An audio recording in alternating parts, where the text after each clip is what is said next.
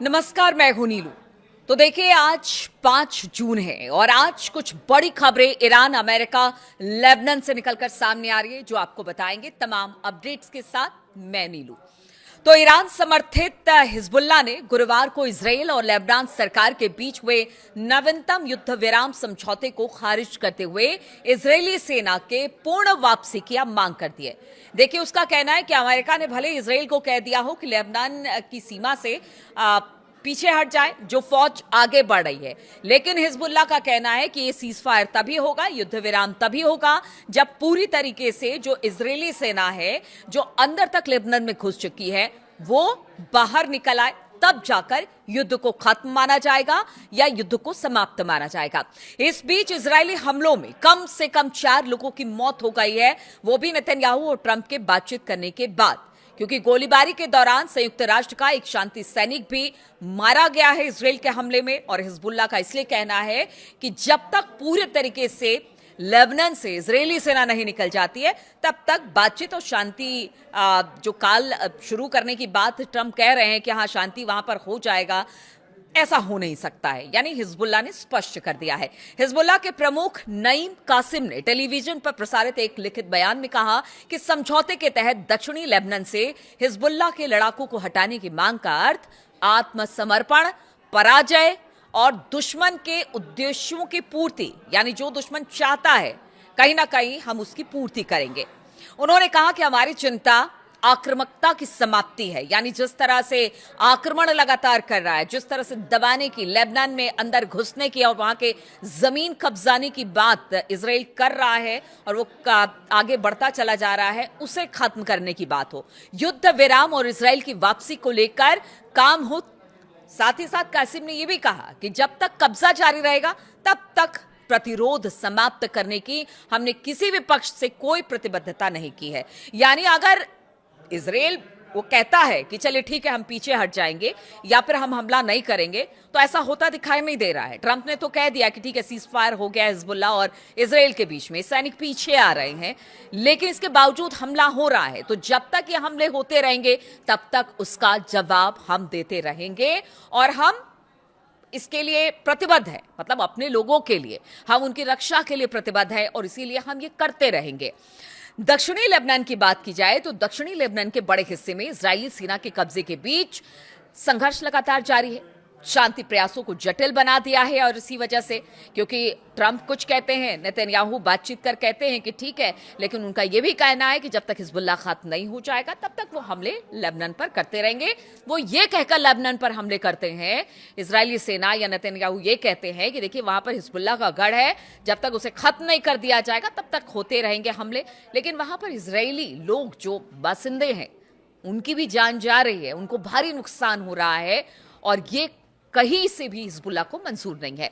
Iran ने मांग की है कि किसी भी स्थायी युद्ध विराम में लेबनान को भी शामिल किया जाए। यानी ईरान का मानना है कि देखिए, आसपास जितनी जगह है, चाहे वो गजा हो, लेबनान हो, ईरान हो, हर जगह पर युद्ध खत्म होगा, तभी जाकर इस पूरे रीजन में शांति आएगी। और ये लगातार ईरान की मांग है कि अब सिर्फ एक फ्रंट पर बात नहीं होगी जहां पर युद्ध हो रहा है, बल्कि जितने भी फ्रंट इस वक्त युद्ध या फिर जहां पर हमले हो रहे हैं, उस सबको समाप्त कर देना होगा। लेकिन जिस तरह से मैंने बताया कि इजरायली प्रधानमंत्री बेंजामिन नेतन्याहू का कहना है कि जब तक हिजबुल्लाह से खतरा समाप्त नहीं हो जाता, तब तक अभियान इसी तरह से चलता रहेगा और इजराइल हिजबुल्लाह के ठिकानों पर हमला करता रहेगा। अब देखिए, संयुक्त राष्ट्र अंतरिम बल यानी कि UNIFIL और सर्बिया के रक्षा मंत्रालय के अनुसार दक्षिणी लेबनान के मरजायून क्षेत्र में एक मोटार का गोला गिरने से सर्बिया का एक शांति सैनिक भी मारा गया है। 2 अन्य घायल हुए। हालांकि यह स्पष्ट नहीं हो सका है कि गोला इजराइल की तरफ से दागा गया या फिर हिजबुल्लाह की ओर से दागा गया, लेकिन यहां पर शांति सैनिक एक जरूर मारा गया है। लेबनान की सरकारी समाचार एजेंसी की बात की जाए तो मारूब गांव में ड्रोन हमले में एक मोटरसाइकिल सवार की मौत हो गई, जबकि 4 लोग इसमें घायल हुए हैं। पूर्वी लेबनान की बेका घाटी स्थित सोहमोर गांव पर हवाई हमले हुए, 3 अन्य लोगों की इसमें मौत हुई। इजरायली सेना ने इन घटनाओं पर तत्काल कोई टिप्पणी नहीं की है, किसी तरह की कोई प्रतिक्रिया नहीं दी है। हालांकि उसने दक्षिणी लेबनान के कुछ इलाकों में लोगों को ना जाने की चेतावनी दी है। तो इस तरह से ये पूरा मामला लेबनान के बॉर्डर पर दिखाई दे रहा है। अगर दक्षिणी शहर सैदा की बात की जाए तो कई स्थानीय निवासियों ने युद्ध विराम घोषणा पर संदेह जताया। एक निवासी मयादा हिजाजी ने कहा कि हर कुछ दिनों में युद्ध विराम की घोषणा होती है, लेकिन होता क्या है, लोग फिर भी मरते रहते हैं, यानी युद्ध विराम का कोई मतलब नहीं है। स्थानीय निवासी सलाह नस्साब ने भी कहा, मतलब ये कुछ लोगों की बातें सामने आई है। वो कह रहे हैं कि इसमें ठोस प्रयास की जरूरत है। हम घर लौटते हैं और फिर विस्थापित हो जाते हैं, हम बहुत थक चुके हैं। यानी कि वहां पे जो लोग जो रोजाना के संघर्ष से जूझ रहे हैं, उनका यही मानना है। इस संघर्ष के दौरान इजरायली सेना दक्षिणी लेबनान में वर्ष 1982 से लेकर 2000 के कब्जे के बाद से सबसे अधिक अंदर तक पहुंच गई है और वर्तमान में देश के लगभग 5वें हिस्से पर लेबनान में जो इजरायली सेना है उनका नियंत्रण हो गया है। लेबनान में अब तक करीब जो आंकड़े सामने आए हैं उसमें करीब 3500 से अधिक लोग मारे जा चुके हैं। 12 लाख से अधिक लोग विस्थापित हुए हैं। लोग अपने घरों को छोड़कर जा रहे हैं। इस संघर्ष में 27 इजरायली सैनिक और 3 नागरिकों के भी मारे जाने की खबर है।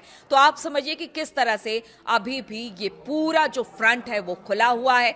युद्ध विराम की बात होती है, समझौते की बात होती है, लेकिन इसके बाद होता क्या है?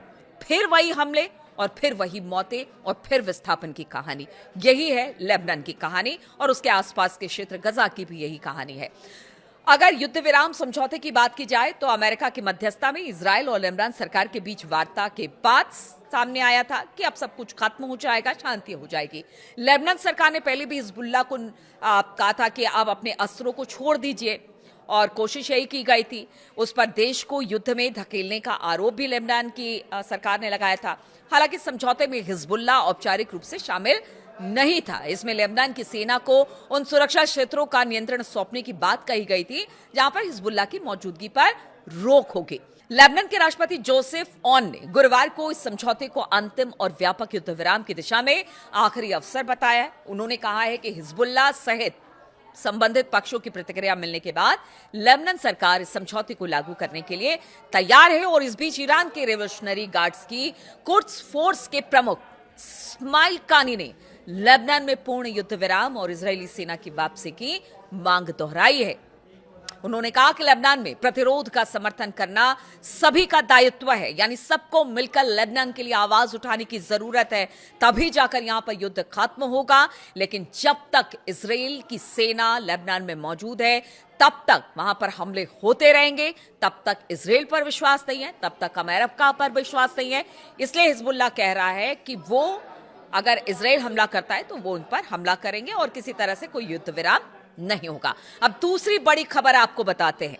तो ईरान के supreme leader Ayatollah Mojtaba Khamenei ने अमेरिका को चेतावनी देते हुए कहा है कि हार के बाद दुश्मन फूट डालने की कोशिश कर रहा है। देखिए, मुज्तबा खामनेई का एक संदेश पढ़ा गया था जिसमें ये सारी बातें कही गई है। एक एक कर मुज्तबा की सारी बातों को आपको बताते हैं। उन्होंने जनता को संबोधित करते हुए कहा कि ईरान आजाद देशों के लिए गर्व का स्रोत बन गया है।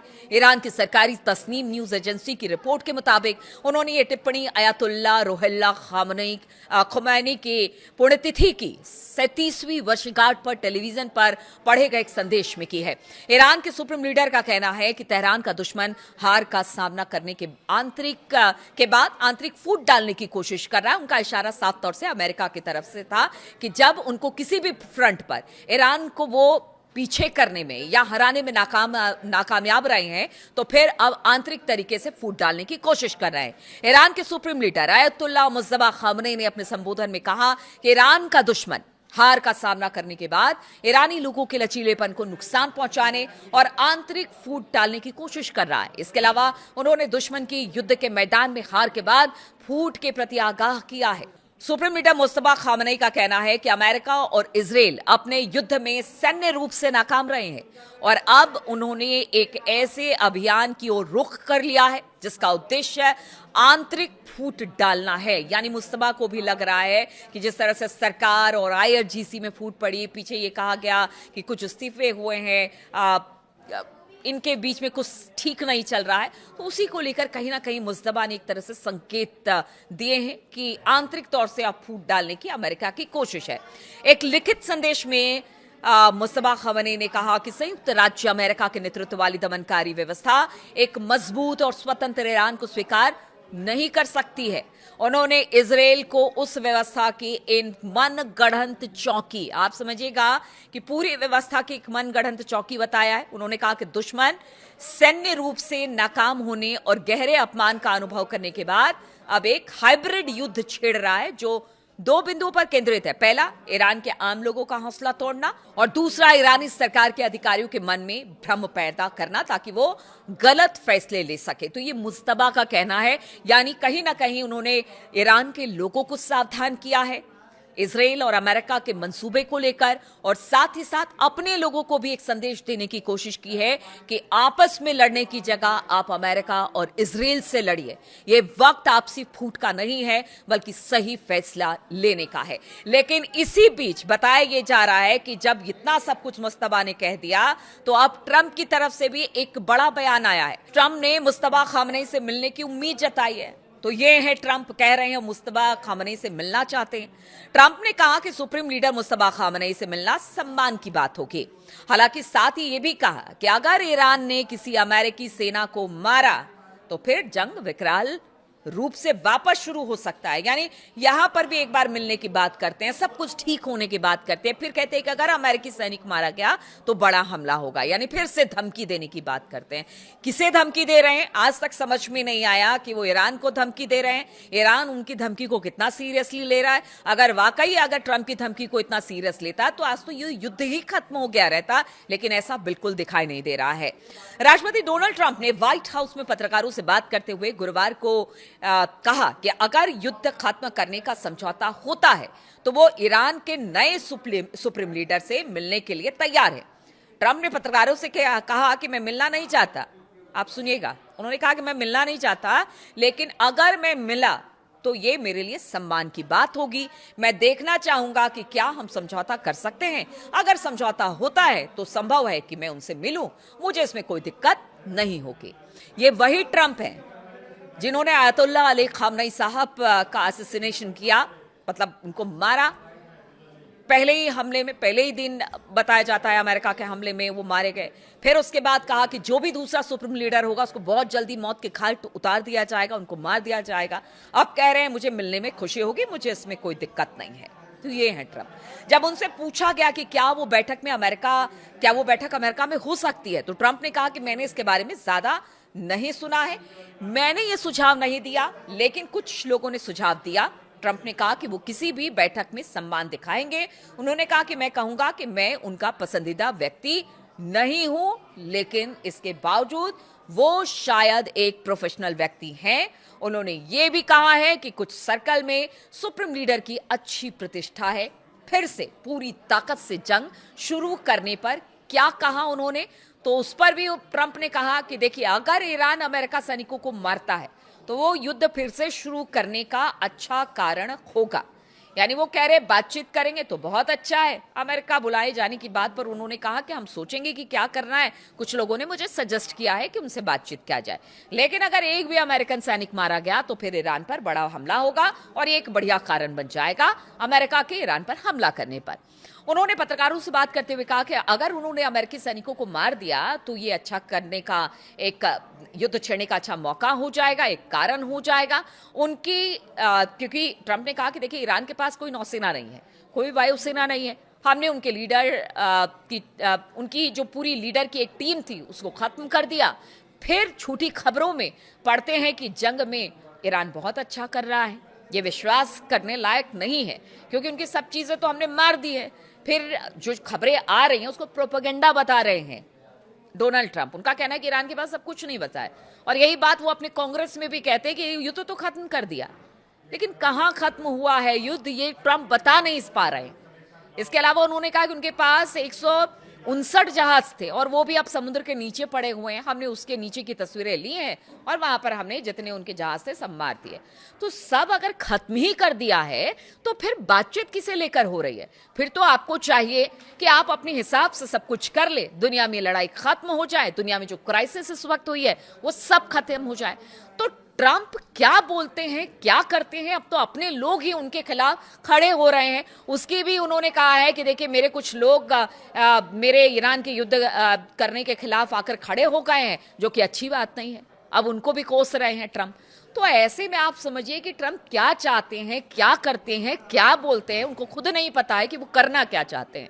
और इसीलिए ये 2-3 खबरें बहुत ज्यादा महत्वपूर्ण है, क्योंकि आगे आने वाले दिनों में यही सारी बयानबाजी, यही छोटी छोटी जो हमले एक दूसरे पर हो रहे हैं, टेंशन लगातार बरकरार है, वो किसी बड़े युद्ध का कारण बन सकती है अगर बातचीत नहीं होगी या आगे नहीं बढ़ेगी या डेडलॉक खत्म नहीं होगा। तो तमाम खबरों पर मेरी नजर रहेगी। बहुत बहुत शुक्रिया मेरे साथ इस वीडियो में शामिल होने के लिए।